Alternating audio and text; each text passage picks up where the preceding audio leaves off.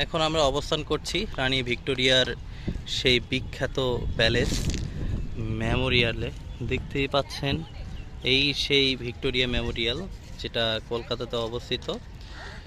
আমরা এসেছি, দেখছি এবং এর সৌন্দর্য উপভোগ করছি। সবাই ছবি তুলছে।